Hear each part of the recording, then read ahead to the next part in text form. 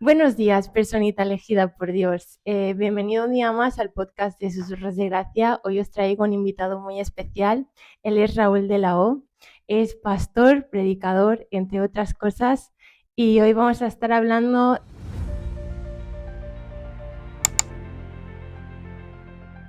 Y tuve un nacimiento traumático, ma. Y eso provocó la muerte de muchas neuronas en mi cerebro. Una noche yo leyendo el Evangelio de Juan, empecé a ser restaurado parte de mi cuerpo. Evaluaron a ella y a mí. Entonces nos dijo, "Oh, ustedes olvídense ser papá. Su mujer tiene 3 graves problemas para ser madre, usted tiene uno". Yo le dije a la doctora, mire doctora, yo voy a ser padre. Tengo la promesa que Dios nos va a dar un varón. Y a los 9 años llegó Judá. Por más cosas. Bueno, muchas gracias. Muchas gracias por estar aquí. Um, Cualquiera que me oiga, donde quiera que estés, un saludo, soy Raúl de la O. Bueno, yo soy mexicano. Yo nací en México en el 58 y tuve un nacimiento traumático, ¿no? Sufrí lo que se llama hipoxia cerebral, es decir, no tuve suficiente oxígeno para nacer. Y eso provocó la muerte de muchas neuronas en mi cerebro, que me provocó una discapacidad física muy grande en el sistema motriz, en el habla, en el caminar, ¿no? Y bueno, ese fue mi nacimiento, viví una vida muy difícil para integrarme. En los años 60 era muy difícil ser discapacitado, sobre todo en México, ¿no? No había esta cultura que hoy hay, ¿no? Hacia la discapacidad, hacia ser diferente.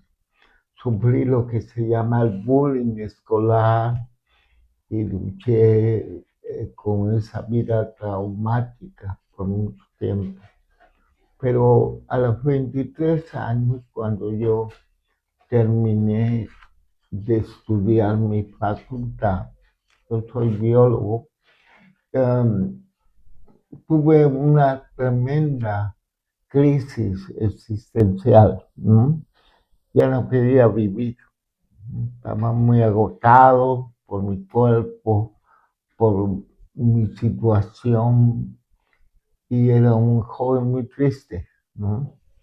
Joven deprimido, sin ganas de vida.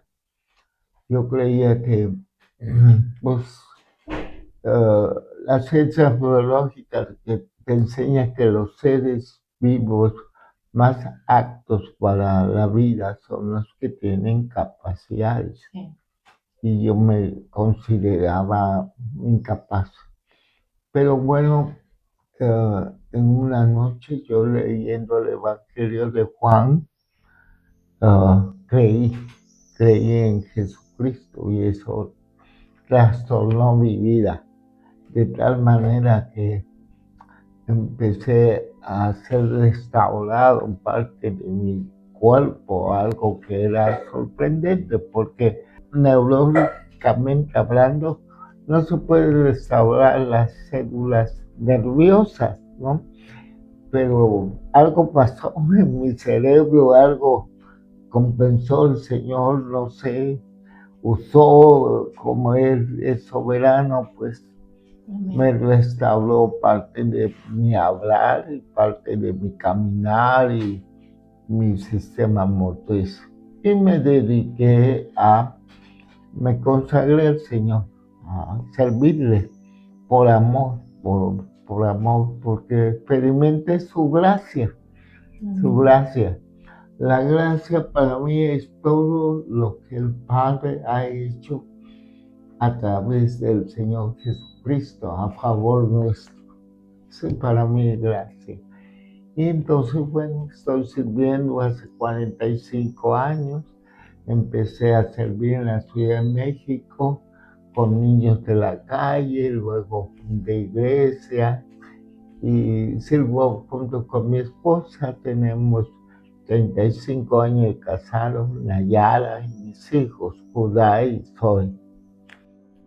Bueno, quiero hacer un hincapié porque para mí es un honor que tú estés en mi podcast. Tu historia me impactó muchísimo y se dice muy rápido, ¿no? Se escucha muy rápido, pero el hecho de que tú naciste prácticamente muerto, como tú dijiste, no podías caminar, ¿no? Naciste paralítico, no podías hablar, tartamudeabas y a día de hoy caminas, hablas, Sí. corres, te he visto saltar también, así que es el milagro de Dios y esto me parece algo muy importante que lo sepa la gente, que cuando decimos que Jesús hace milagros no es porque nos montamos un teatrillo para que vengáis a la iglesia, no, es porque de verdad Jesús hace milagros y aquí tenemos una prueba de ello. Sí.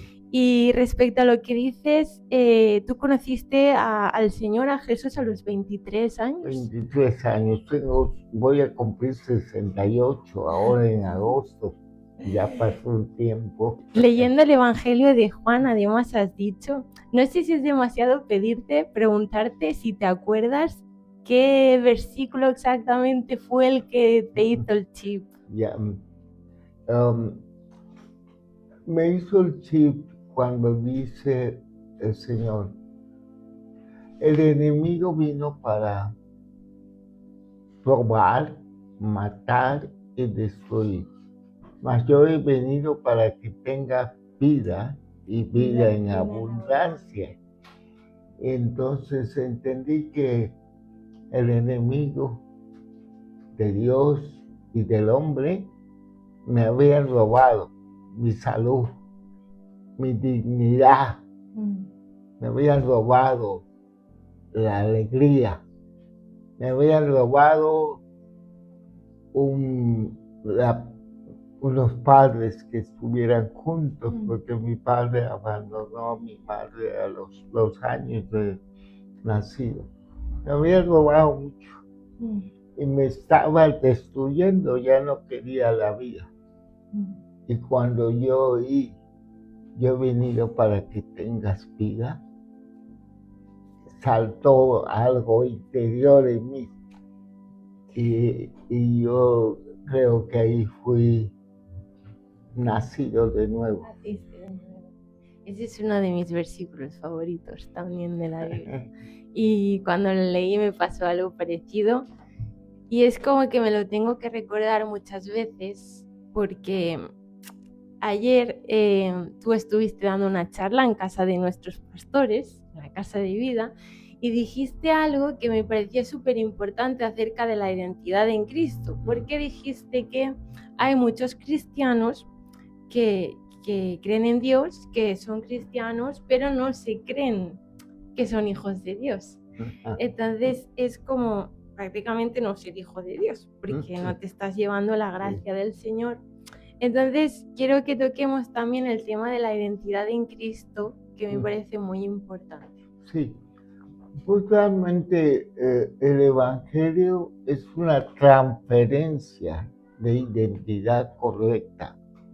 El hombre pierde su identidad correcta en Adán. Adán no obedece a Dios, él peca y comienza la tragedia del hombre.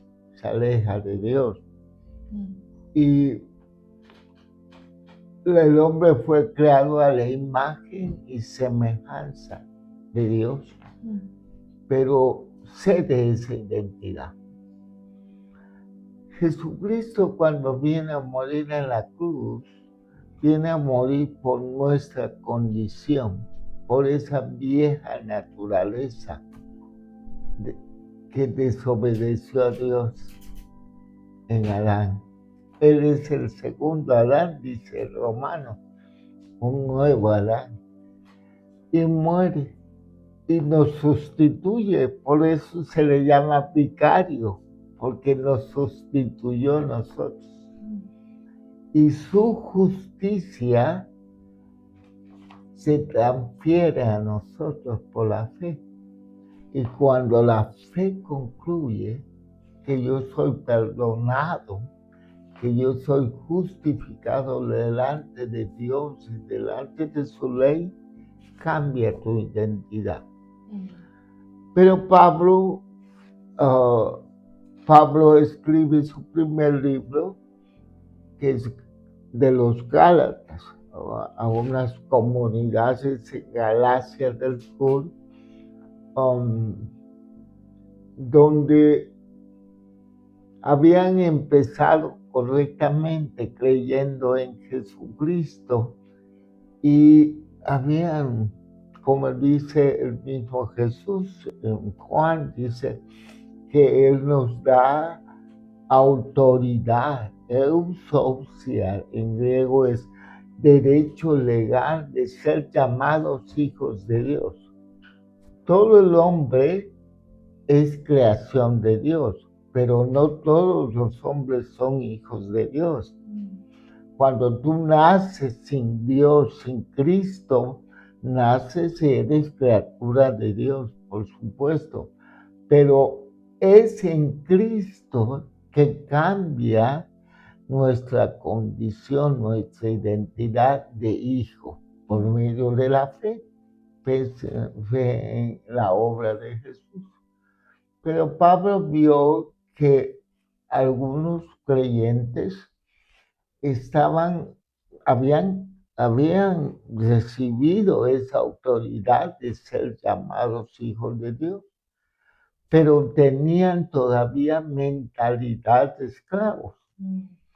Y él dice que mientras uno es pequeño, inmaduro, que no concluye correctamente que es hijo de Dios por la obra de Jesús, entonces no podemos heredar las promesas de Dios. Entonces eso es identidad. La identidad correcta se fue transferida por medio de la fe en Jesús. En el Antiguo Testamento se representaba muy fácil las cuestiones de la identidad simbólicamente. Había una fiesta judía muy importante que Dios manda a los israelitas después del Éxodo, que cada año se sacrifica un cordero llamado el Cordero Pascual, ¿va? ¿De acuerdo? Entonces, el Cordero representa la justicia de Dios, la identidad correcta. Y eso se sacrifica por el pecado del pueblo. Entonces, viene un sumo sacerdote una vez al año que representa al pueblo, y pone la mano sobre el cordero y traspasa la identidad incorrecta del pueblo pecador y sacrifica, porque la ley demanda que la paga del pecado es muerte. Pero entonces nos sustituye un vicario, Jesucristo. Pero ¿qué pasa? El sumo sacerdote transfiere el pecado al pueblo, pero el Cordero transfiere al sumo sacerdote, por lo tanto al pueblo, su justicia, su identidad, y está suplida la ley de Dios. Eso es transferencia de identidad. Juan el Bautista dijo, he aquí el Cordero de ¿quién? De Dios, no del pueblo, de Dios, que quita el pecado del mundo. Cuando uno cree en Jesucristo, toda la identidad de Cristo es transferido. Perdón, justicia. estamos delante de Dios correcto. No por obras, sino por méritos. Mucha gente ha pensado que el cristianismo es una cultura del mérito humano, pero no, el evangelio es Dios acercándose al hombre necesitado, impotente, para salvarlo, rescatarlo y ponerlo en una identidad correcta delante de él. Por eso es Padre. Padre nuestro, es Padre, nosotros hijos. Esa es identidad. Todo eso es como que es lo típico que se nos repite siempre, pero a muchos jóvenes, incluyéndome a mí misma, muchas veces nos cuesta acabar de integrarlo porque a la mínima que pecas o haces algo ya no te sientes digna. Sí, Y ese es un pensamiento que creo que viene mucho del catolicismo, de me claro. tengo que ganar el amor de Dios. Em, y me explicaron algo el otro día, los pastores, quiero ver tú qué opinas, ¿vale? Que hay que ver que Dios no es mitad bueno, Dios es todo bueno. Y es como el yin y el yang, que tiene un poquito de bien aquí con todo lo malo y al revés. Entonces hay que llevar Que cada es cosa a su antibíblico, lugar. ¿no? Sí, Porque no, el yin y yang te está diciendo que el mal equivale al bien, la mitad, exacto, pero no. En la Biblia Dios es el bien total y exacto, no equivale al mal, exacto. no equivale al mal.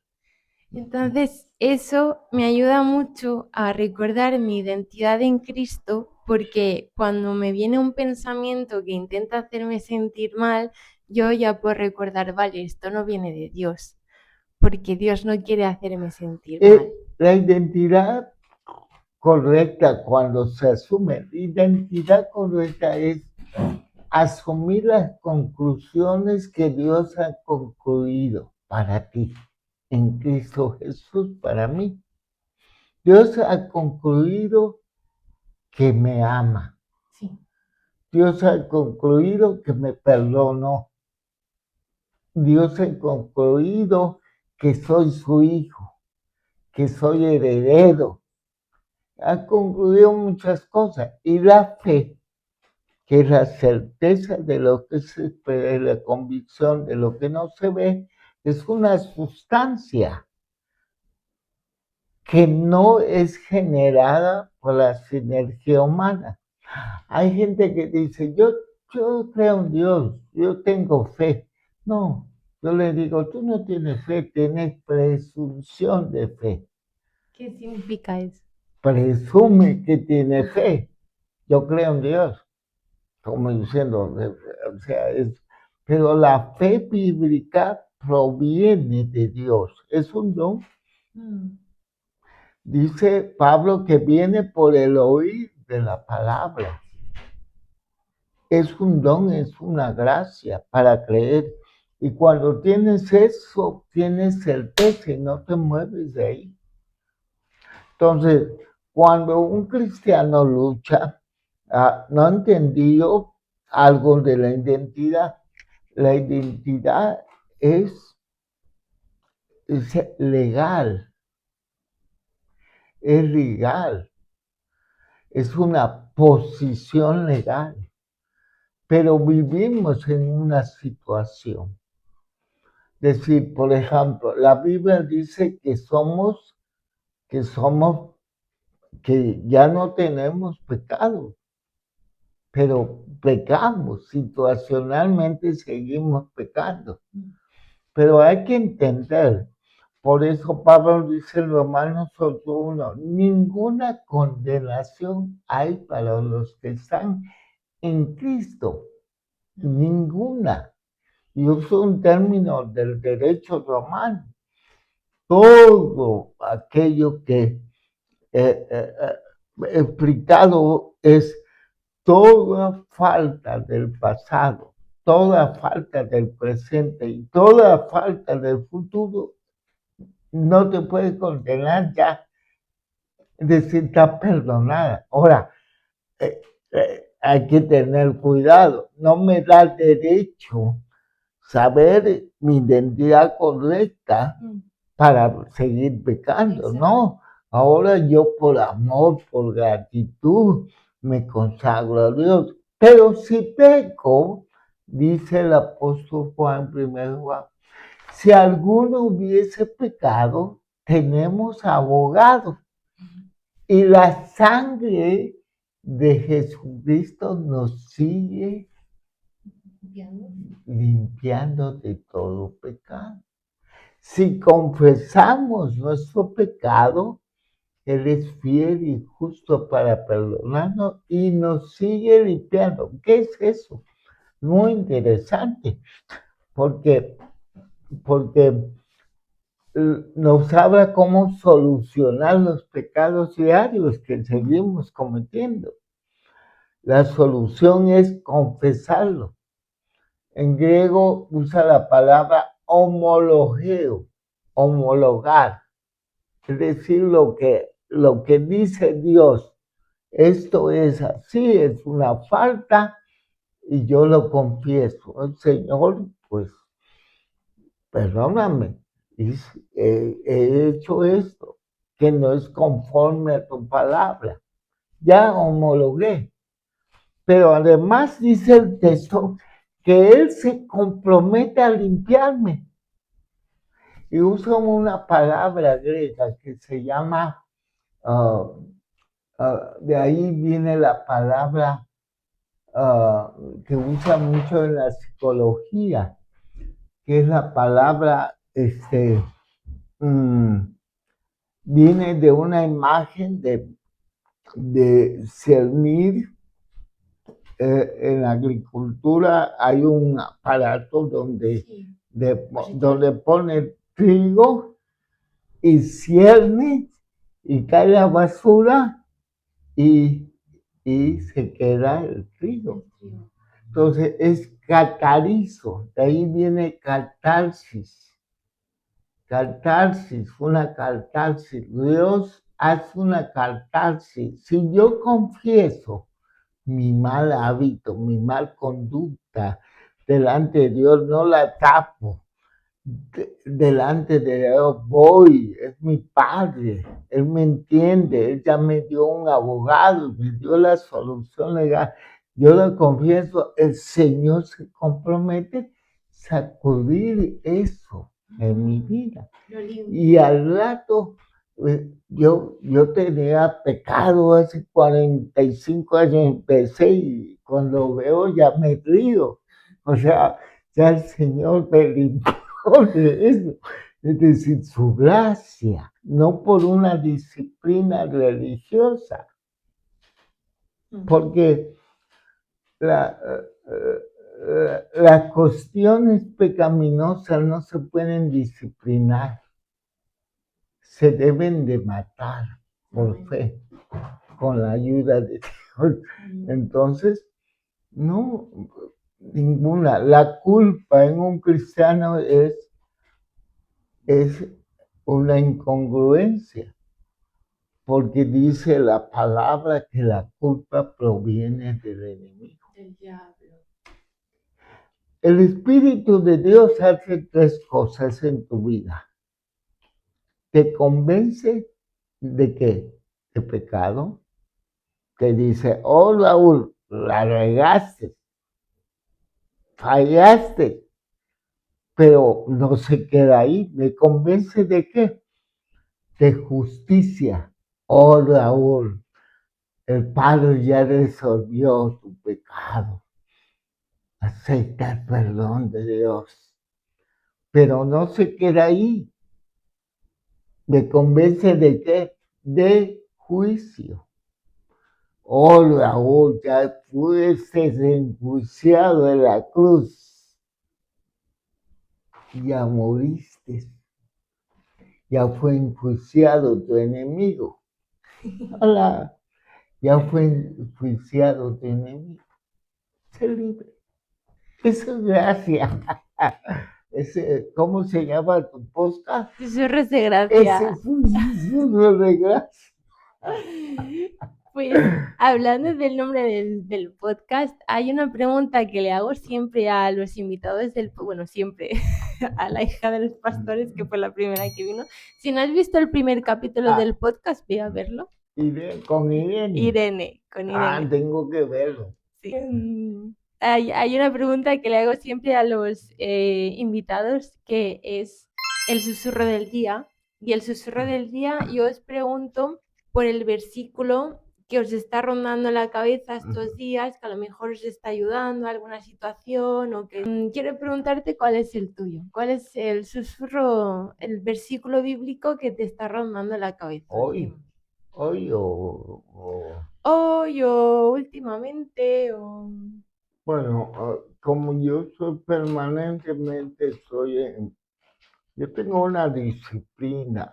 Diariamente me levanto en la mañana, hago un café, porque todos los negros tomamos café. Tú no eres negra, eres blanca. Yo no tomo café porque no me gusta. Valenciana blanca, ¿no? Los negros necesitamos café, porque dice mi versión bíblica, la mía, primera de Raúl, dice, sin café es imposible agradar a Dios. Voy a apuntarla. El justo por café vivirá. Entonces, me pongo siempre con el texto bíblico, porque siempre estoy predicando, enseñando, tengo estructural, sermones, enseñanza. Entonces estás leyendo constantemente la palabra. Y normalmente esa palabra la rumeo y está ahí dando. Y esos son susurros, como tú dices, algo que eso. Por ejemplo, hoy me dio precisamente Irene una palabra, es mi palabra que ha guiado mi vida en España. Jehová es tu pastor, nada te faltará. Amén. Esa palabra pues me ministra permanentemente al corazón y me da confianza de seguir viviendo para Cristo en España y sirviendo en este país. Que fue a Jesús a pedirle que le sanara un siervo, un hijo. Sí. Espérate, pastor. Te paso el micro. Sí, aprovechando que tienes una educación científica y tienes muchos años en el Evangelio, me recuerda a aquel que fue a pedirle a Jesús un milagro para alguien querido que estaba en casa. Entonces Jesús le dijo, se ha sanado, vuelve a casa. El hombre volvió, tardó sus días. Entonces cuando llegó lo encontró sano y preguntó cuándo se había sanado. Para sincronizar en su mente, ¿no? con la palabra de Jesús. Entonces, usando ese recurso de objetividad científica, ¿no? ¿Cuántas veces o cómo ves el cumplimiento del Señor a lo largo de tu vida, de todas las cosas que te ha ido diciendo al principio? Sí. ¿Y qué te genera? Ya. Cuando uno recibe una promesa de Dios como una sanidad divina o como Dios va prometiendo cuando tú lees su palabra o usa otros recursos para prometerte, tú tienes que tener dos cosas, según Hebreo, fe y paciencia. La fe le cree a Dios, pero no ve realizada la promesa. Una certeza, una sustancia. Pero la paciencia recibe lo de Dios. Los impacientes no reciben ninguna promesa. Es lo que le pasó a Israel en el desierto. Fueron impacientes y no heredaron. Entonces, en mi vida, Dios, por ejemplo, al principio me dio muchísimas promesas, entre ellos la sanidad. Yo supe cuando terminó el proceso de mi sanidad, la certeza, la convicción. Fui al Señor diciendo, pues ayúdame a restaurarme completamente. Pero Él, como Pablo, hasta aquí llegaste. Porque es un propósito, ¿no? Me bastó esa gracia para hacer lo que yo estoy haciendo ahora, lo que he hecho en 45 años de servirle. Entonces entonces va cumpliendo cosas en mi vida de lo que Dios me ha prometido. Por ejemplo, una cosa muy básica, Dios me prometió llevarme a tierras negras, mis pies van a pisar tierras negras, tierras cafeteras, amarillas, tierras de desierto y eso. Pues todas se han cumplido. Y cuando se cumple algo, danza en mi espíritu, ¿me entiendes? Hace poco fui a Egipto. Fui a Egipto, fui a un congreso allá, ministrar, por cierto, con Guillermo Vargas, amigo nuestro. Y fuimos a Egipto. En el primer año de mi conversión yo tuve un sueño. Yo veía un desierto y un sol grande que estaba en el horizonte, un sol precioso, anaranjado. Y yo me veía con el sol atrás en mi espalda, dándole atrás. Yo entendí el sueño a través del libro de Levítico. El libro de Levítico, Dios manda a los sacerdotes suyos darle la espalda al sol, porque en Egipto, como en toda la cultura mesopotámica, pagana, se adoraba al sol. Yo entendí, ¿ah? Yo entendí que el Señor me estaba llamando a ser ministro de Él. Pero ahora que fui a Egipto, fui al desierto y ¿qué vi? El sol que vi en mis sueños hace 45 años. 40. Y me puse y me gocé. Como diciendo, sigue siendo mi siervo, estoy contigo.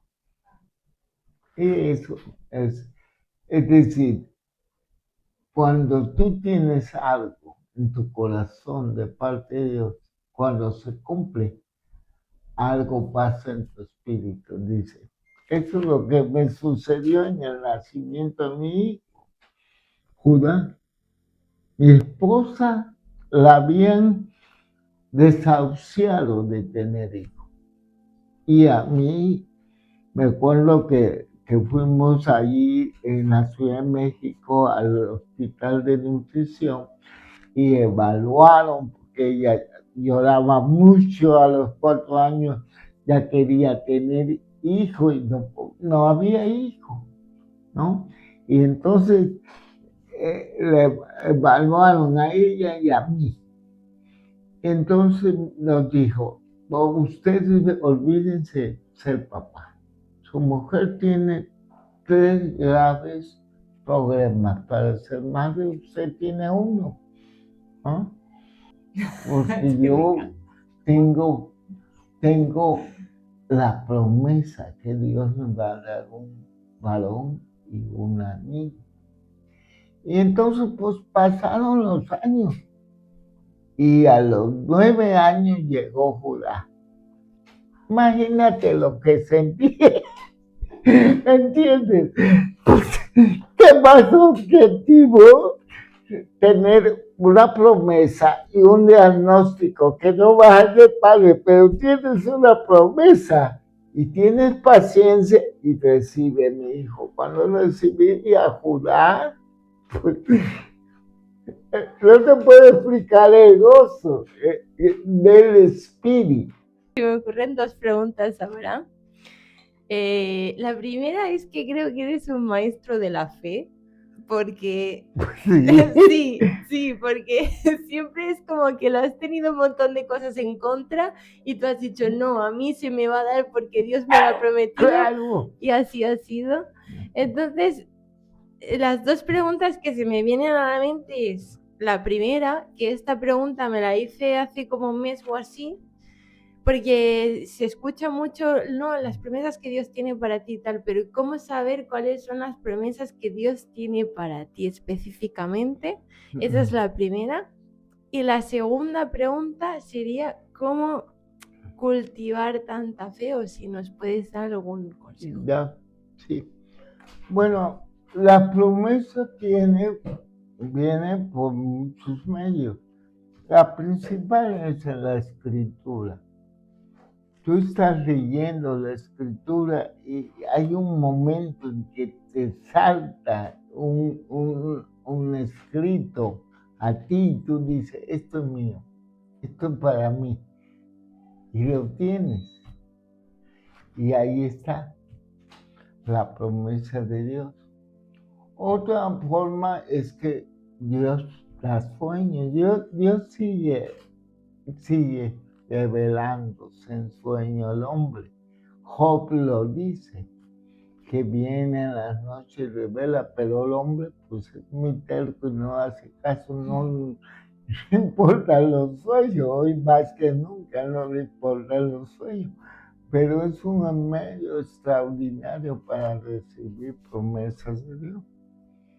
Pues, es a través de los dones del Espíritu Santo. Viene y Dios realmente te da promesa.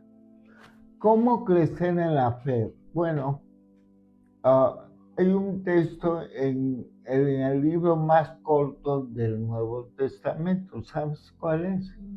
Judá. Es un libro muy corto, nada más tiene un capítulo.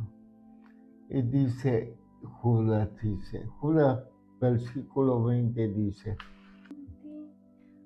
Pero vosotros, amados, edificando sobre vuestra santísima fe, orando en el Espíritu Santo, conservaos en el amor de Dios, esperando la misericordia de nuestro Señor Jesucristo para vida eterna. Bueno, yo soy pentecostal, yo creo en los dones del Espíritu. Para mí ese texto es muy clave. Habla de uno de los grandes beneficios de orar en el Espíritu Santo. El que ora en el Espíritu Santo crece en fe, fe que conquista las promesas de Dios. ¿No es lo mismo orar en el Espíritu Santo que orar a Jesús o a Dios? 1 Corintios dice que orar en el Espíritu es hablar en otras lenguas desconocidas.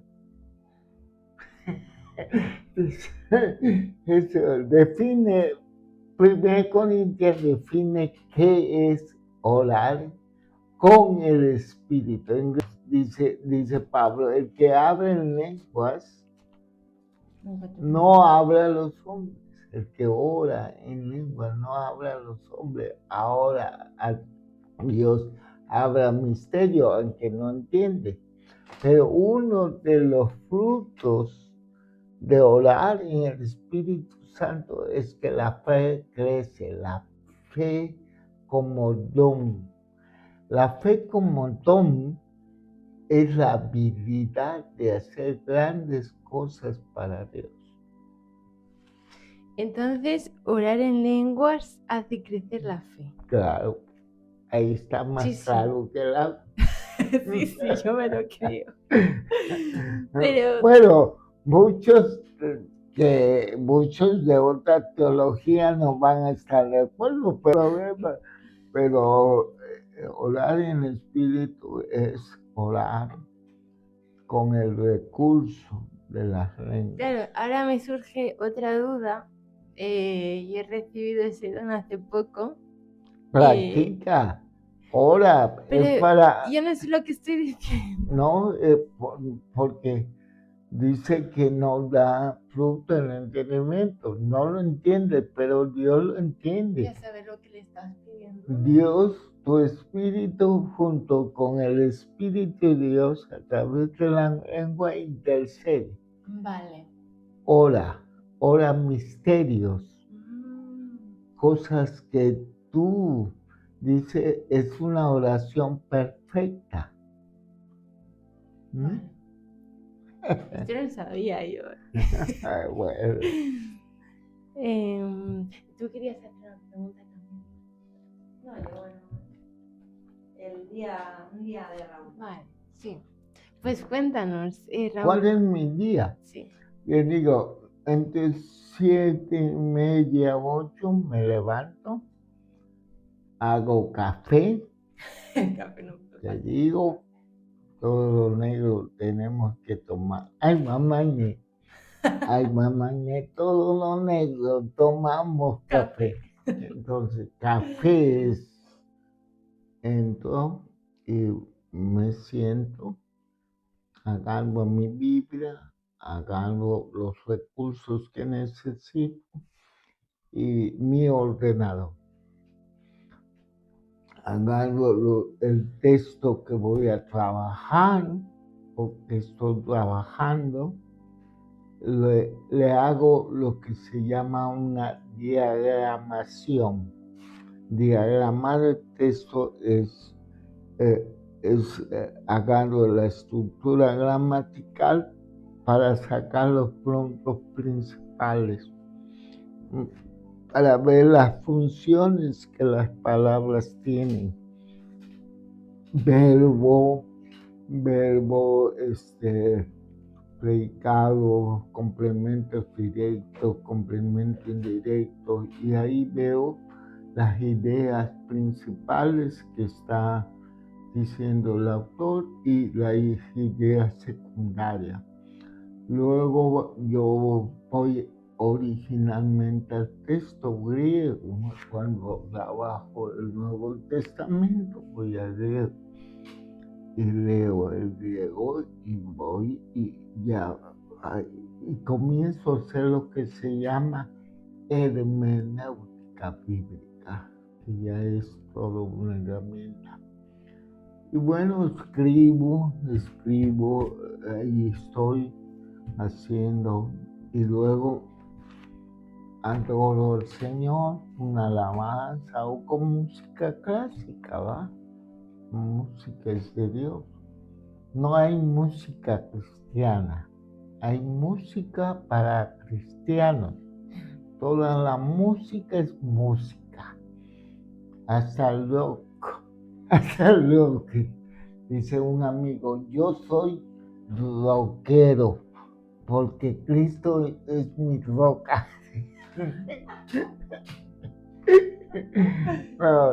Entonces oigo música y adoro al Señor, oro y medito mucho.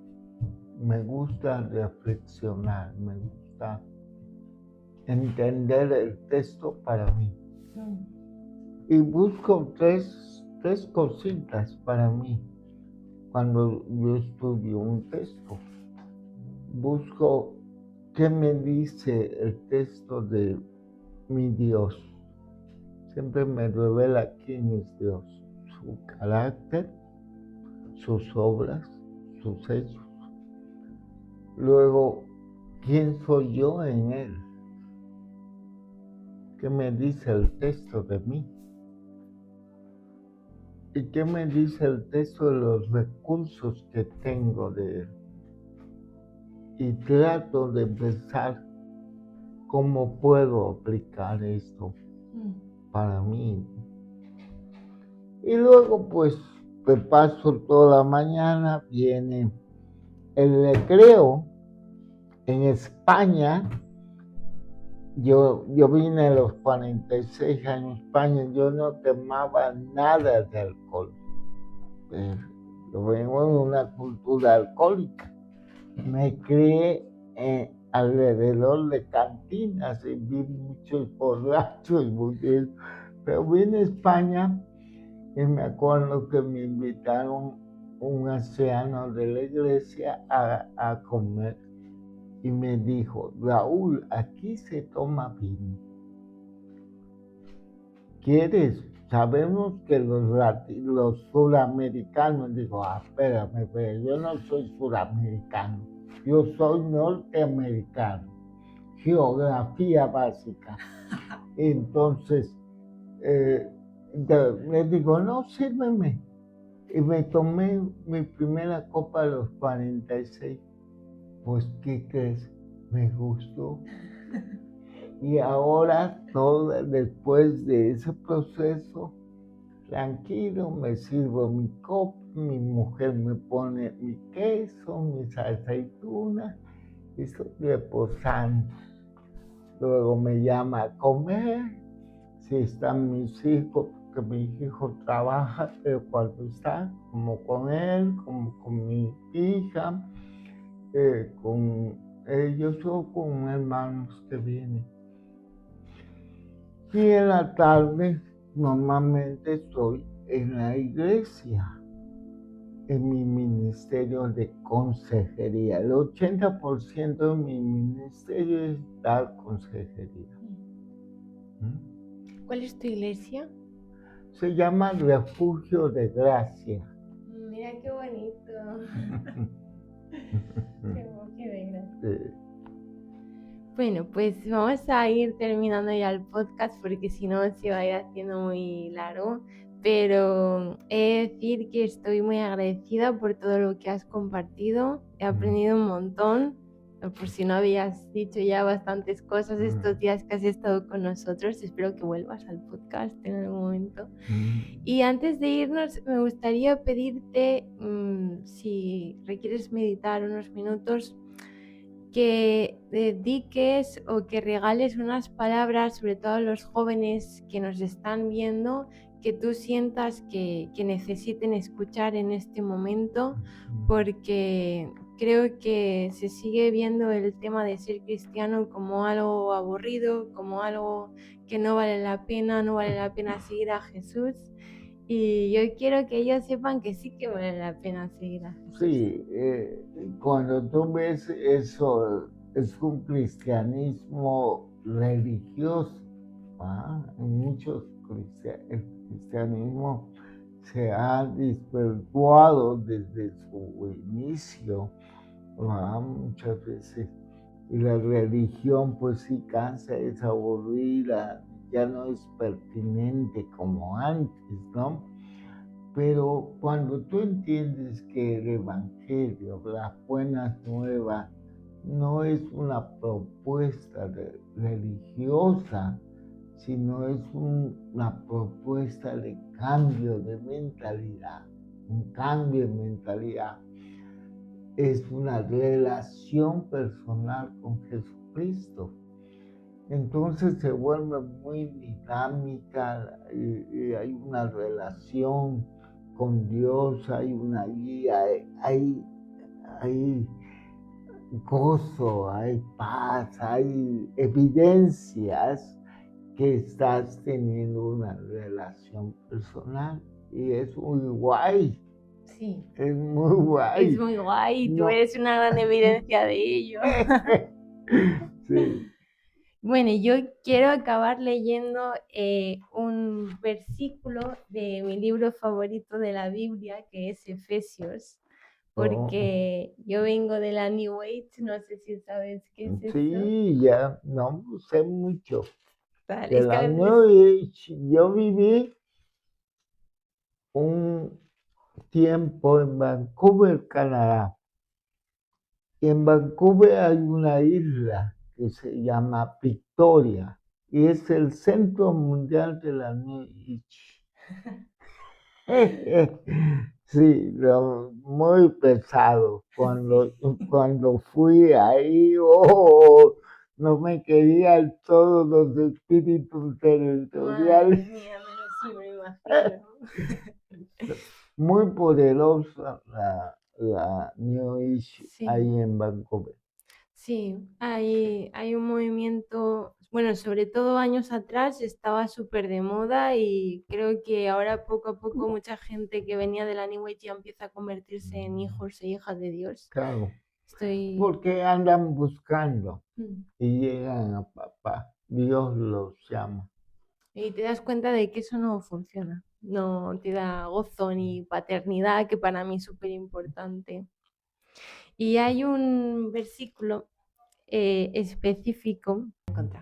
Vale, entonces este versículo me gusta mucho porque en la New Age tiran mucho de neurociencia, de que puedes cambiar tu realidad y yo cuando empecé a leer la Biblia me di cuenta de que todo el dinero que yo me había gastado en cursos y libros estaba todo aquí. Está todo aquí, ¿sabes? Entonces, y bien, claro, porque tienes una guía, tienes un sostén, tienes un papá, ¿no? Como en la New Age que pagas y luego te buscas la vida, ¿sabes? Entonces, Es un gran negocio la New Age. sí, bueno, aquí igual nos funan un poco,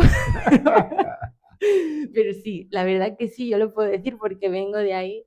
Entonces, cuando yo leí este versículo, pues a mí me ayudó mucho a ver que todo lo que tú estás buscando, seas quien seas que estás escuchando mi podcast, todo lo que tú estás buscando fuera de Dios está en Dios. Así que te lo voy a leer yo. Efesios número 4, versículo 20. Mas vosotros no habéis aprendido así a Cristo si en verdad le habéis oído y habéis sido por él enseñados, conforme a la verdad que está en Jesús. En cuanto a la pasada manera de vivir, despojaos del viejo hombre, que está viciado conforme a los deseos engañosos, y renovaos en el espíritu de vuestra mente, y vestíos del nuevo hombre, creado según Dios en la justicia y santidad de la verdad. Esa es identidad correcta. Deja la identidad y usa la metáfora de como un vestido sucio, tu vieja identidad. Te quitas la ropa, la dejas y tomas la nueva que te dio Cristo. Y ya. Ya, y con esto ya cerramos podcast y un aplauso para ti, Raúl. Gracias, Por haber gracias, venido. gracias. Y nada, suscríbete, activa la campanita, que se me olvidó decirlo. Comparte. Todos mis amigos, suscríbanse. Suscribiros al canal, compartirlo sobre todo con gente que creáis que le pueda hacer falta y nos vemos en el próximo episodio del podcast y os recomiendo que vayáis al canal de Raúl, que tiene también un canal de YouTube, y empecéis a ver todos los videitos que tiene por ahí porque la verdad que es alucinante. Muchas gracias. Gracias a ti. Fue dinámico, güey. Estuvimos ahí.